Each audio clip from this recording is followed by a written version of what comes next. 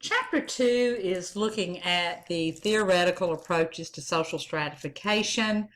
There are three major sociological perspectives which do continue to generate important insights into how stratification and inequality emerge and operate in different societies. First, we'll look at the conflict theory. They argue that stratification provides some people with advantages over others. This analysis draws heavily on the ideas of Karl Marx with contributions from Max Weber. Make sure you know that Karl Marx's theory of stratification asserts that capitalist societies are divided into two opposing classes, which are the wage workers, which is known as the proletarians, and the capitalists, which is the bourgeoisie. And conflict between these two classes will eventually lead to revolutions that will establish classless socialist societies.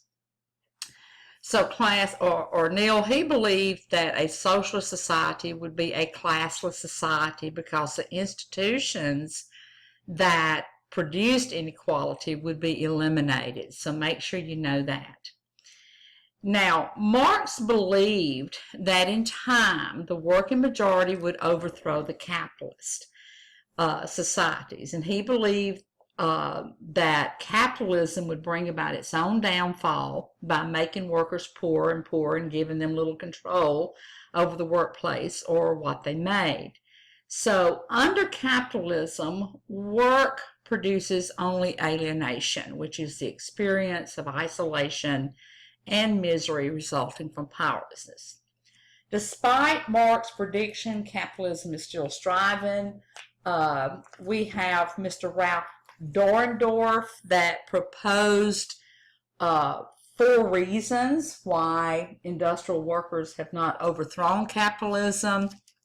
One is the fragmentation of the capitalist class. Today, tens of millions of stockholders rather than single families own most of the large companies. 2, there's a higher standard of living. Certainly a century ago, most United States workers were in factories or in farms, performing blue-collar occupations, which is lower prestige work that involves mostly manual labor. Today, most workers hold white-collar occupations, which are higher prestige work that involves mostly mental activity. These jobs are in sales, management, and other service fields, and most of today's white-collar workers don't think of themselves as an industrial proletariat. Also, the average income in the United States rose almost tenfold during the 20th century, even allowing for inflation, and the number of hours in the work week decreased. So as a result, most workers today are far better off than workers were a century ago. Number 3, there are more worker organizations. Employees have an organizational clout that they lacked a century ago. Workers have the right to form labor unions, and labor disputes can be settled without threatening the capitalist system. And then number 4 is more extensive legal protections. During the 20th century, new laws made the workplace safer, and unemployment insurance, disability protection, and Social Security now provide workers with greater financial security. Now, make sure you know that modern conflict theorists argue, or they agree with Karl Marx's theory that class conflict is a primary cause of social change. But make sure you understand this. They do argue that new occupational groups do not always share the same concerns of industrial workers. Some conflict theorists focus on other aspects of social stratification besides class conflict. Some theorists point out that stratification systems limit the possibility of discovery of the full range of talent that's available in a society. And problems like wasted talent and poor self-image are among what Richard Sennett and Jonathan Cobb term the hidden injuries of class. Make sure you know what this is. It just means the ways in which a childhood of poverty or economic insecurity can leave its mark on people even after they have risen out of the lower classes.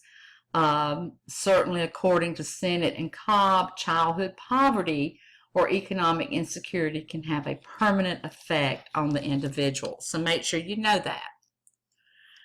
Now, looking at Max Weber and class status and power, Weber agreed with Karl Marx that social stratification causes social conflict, but he thought that social stratification resulted from the interplay of three distinct kinds of inequality. Make sure you know these. The first dimension is economic inequality, which Weber called class position. Social class is based on three closely related factors. We've got wealth, the power derived from wealth, and life chances. And once again, make sure you know what a life chance is. This is the kind of opportunities that an individual will have or be denied throughout life. Weber did not think of classes as being well-defined categories, but as a continuum ranging from high to low. Now, make sure you know that Weber's second dimension is status or social prestige. Status, according to Weber, is the amount of honor and prestige that a person receives from others in the community. For example, class. Prestige is acquired by being born into a highly respectable family, living in a high-status neighborhood, and we can go on with examples. Then the third dimension is power. Make sure you know this. It is the ability to achieve one's own desires even when others resist. This is a very general definition. It applies equally to a mugger with a gun and to an executive vice president ordering a secretary to get coffee for a visitor. But there is a big difference between the types of power used in these examples. Make sure you know that the first, illegitimate power, is asserted through physical coercion. And then in the second, the secretary may not want to obey the vice president's orders, but recognize that they are legitimate. And make sure you know that legitimate is orders that are understood by everyone to be within, say, the vice president's power. This kind of power is called authority. It is a power that is considered to be legitimate, both by those who exercise it and by those who are affected by it. So make sure you know that. Now, Weber also focused on the question of power and identified parties, which are political groups or organizations in which decisions are made to reach certain goals. For example, class, a person can gain power in the community by being politically active. Now, Weber noted that status consistency in modern societies often is quite low. For example, a local official might wield great power yet have very little or social prestige. So Weber's contribution characterizes stratification in industrial societies such as a multidimensional ranking rather than a hierarchy of clearly defined classes. Sociologists use the term socioeconomic status, which is SES, to refer to a composite ranking based on various dimensions of social inequality.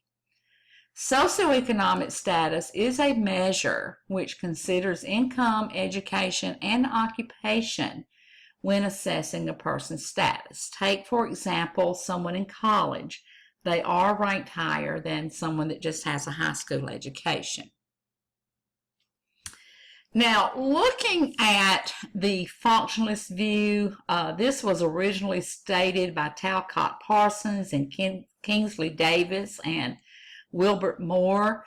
Make sure you know that according to this theory, social classes emerge because an unequal distribution of rewards is essential in complex societies.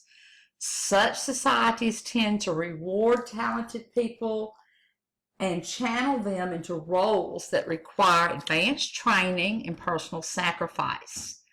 The unequal distribution of rewards allows some people to accumulate wealth and deprives others of that chance. So make sure you know that according to the functionalist theorist, this is necessary if the society is to match the most talented individuals with the most challenging positions.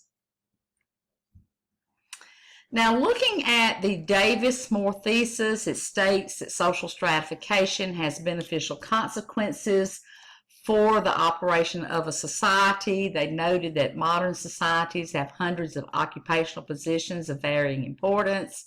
Certain jobs like window washing, answering telephones are fairly easy and can be performed by almost anyone. And then we have other jobs such as designing computers, which are very difficult and demand the scarce talents of people with extensive and expensive training.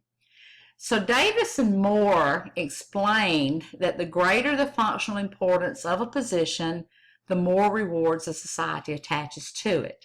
This strategy promotes productivity and efficiency because rewarding important work with income, prestige, power, or leisure will encourage people to do these things and to work better, longer, and harder. So in short, unequal rewards benefit society as a whole. Davis and Moore concede that any society can be egalitarian, but only to the extent that people are willing to let anyone perform any job.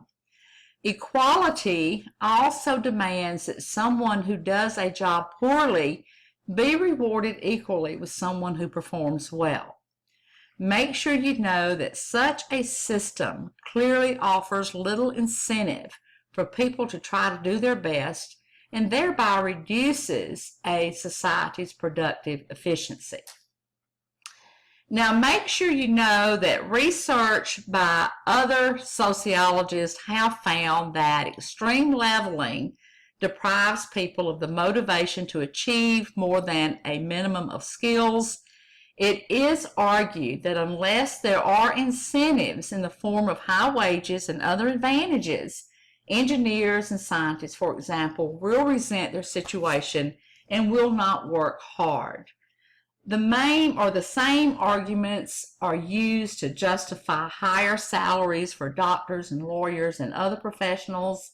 Too much equality, according to the functionalist, reduces the incentive to master difficult skills, and as a result, the entire society may suffer from a lack of professional expertise.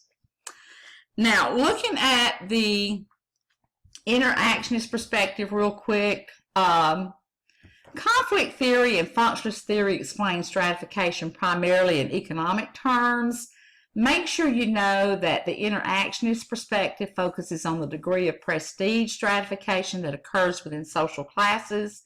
For example, rich families who own sailing yachts look down on equally rich people who own expensive but noisy powerboats. Make sure you know within economic classes, people form status groups whose prestige or honor is measured not according to what they produce or how much wealth they own, but according to what they can buy and what they communicate about themselves through their purchases, which is status symbols. These are an important means by which people communicate their social class membership. Make sure you know that. Rolex watches, BMWs are symbols of membership in the youthful upper class. Four-wheel drive trucks equipped with gun racks are symbols of the rugged and successful middle or working class male. The interactionist perspective is essential to understanding the behaviors of the status groups that form within a given class.